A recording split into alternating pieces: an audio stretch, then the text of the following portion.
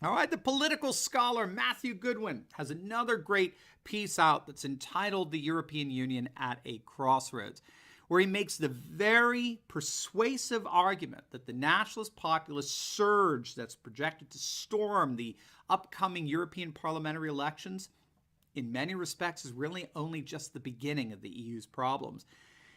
Because the elites in the EU simply don't understand the nature of this nationalist populist surge, they risk seeing the entire European Union experiment collapse before their very eyes. He begins by noting that the election is just a couple of weeks away from now, and it promises to be nothing less than a massive political earthquake that'll top an already very fragile EU. We're, of course, in the midst of a Brexit, which, though certainly frustrated up till now, if successful, will be the first time that the EU is actually contracted rather than expanded. This election is going to coincide with intense public debates about the role of the EU in eroding border security, economic security, and cultural security among its member nations. And these elections will occur against the backdrop of a resurgent populism, particularly in Western Europe, in Italy and France, that have garnered enormous public sympathy. And so in a nutshell, the future of the EU has never looked so uncertain. The mainstream parties, such as the center-right European People's Party, center-left Progressive Alliance, Socialists and Democrats, they may, for the very first time, see their combined seats fall short of an absolute majority. They're projected to drop from a combined 54% of seats to a mere 44%. By contrast, nationalist populist parties are gaining support all across the continent. Lega in Italy, Marine Le Pen's National Rally in France, Viktor Orban's Fidesz in Hungary, the Alternative for Germany, the Sweden Democrats, the Populist Conservative People's Party of Estonia, Vox in Spain, Law and Justice in Poland, Human Shield in Croatia, and to top it all off, the Brexit Party in Britain, which is projected to win more votes than both Labour and the Tories combined. Now, Goodwin notes that all of this should destroy the up till now rather cliche excuses that the center-right and center-left parties have been making against this nationalist populism. All right there, everyone. Hundreds of illegal migrants shut down a terminal at the Paris airport, declaring that France does not belong to the French. That's what we'll be talking about on today's video. And not only that, we're going to look at the implications of this stunt for the upcoming European elections. This past Monday was unusual to say the least at the Charles de Gaulle airport in Paris. Hundreds of illegal migrants stormed into Terminal 2, effectively shutting it down and demanding permanent residency in France.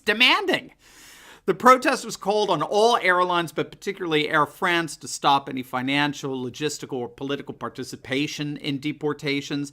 The several hundred protesters claimed that they wanted to draw attention to the plight of illegal aliens in France, and said that they wouldn't let anyone board their planes until all of their demands were met, particularly that of stopping all deportations. And at one point, you hear a migrant yelling that France does not belong to the French. Instead, everyone has a right to be here.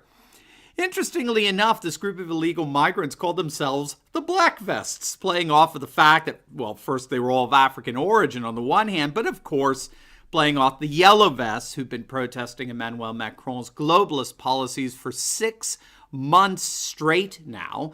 But while the Yellow Vests are protesting globalization, these Black Vests were protesting that there wasn't enough globalization, that border security was too strict. So, of course, these two are, without question, fundamentally opposite demonstrations. They also wanted to raise awareness over what they considered to be as subpar conditions that illegal immigrants were subject to throughout France.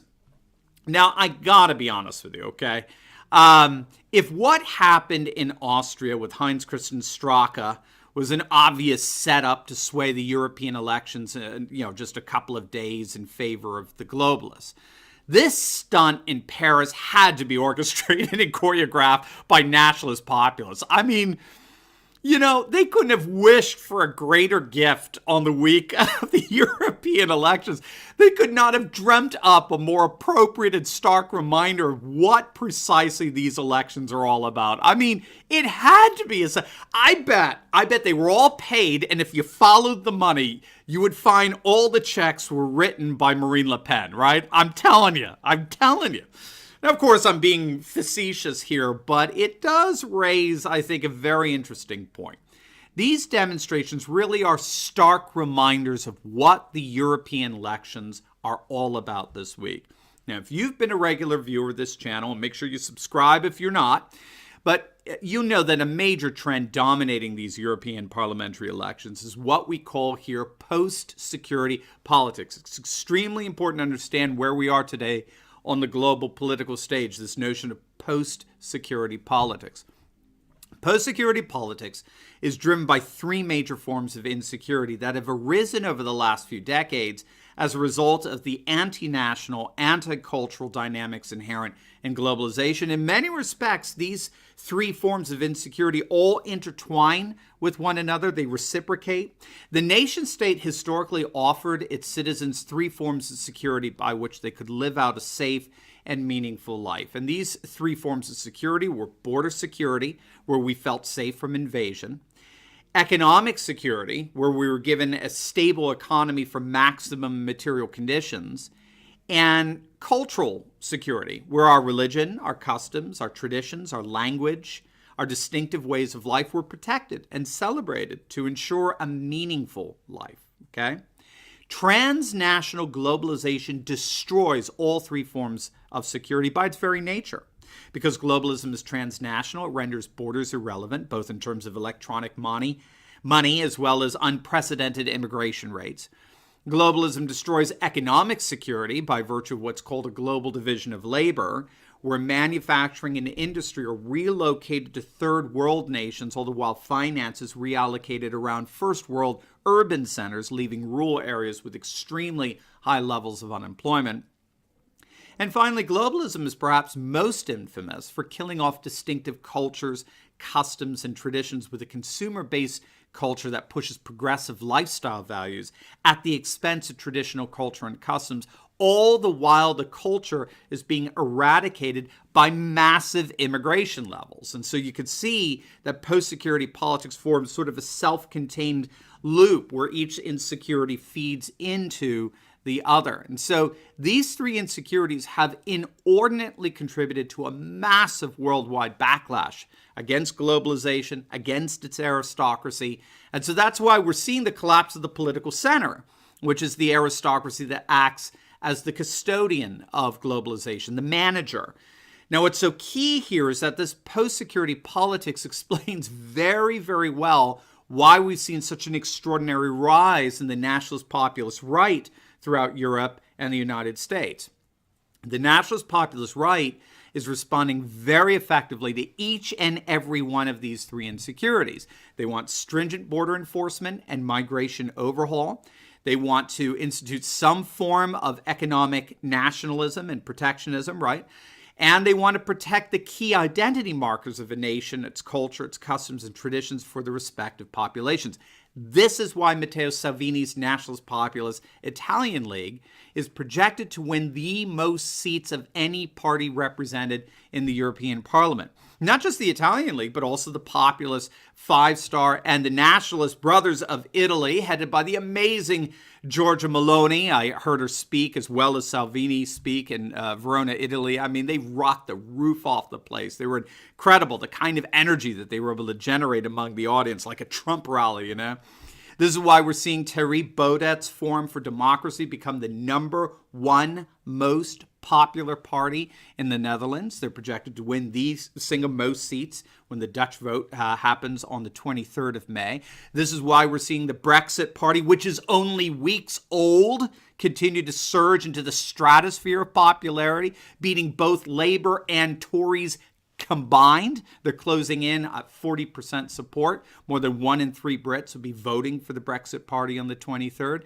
This is why Marine Le Pen's National Rally has surged past Macron's and Marsh. This is why Viktor Orban's Fidesz Party in Hungary, Law and Justice in Poland, They're both poised to just storm Brussels.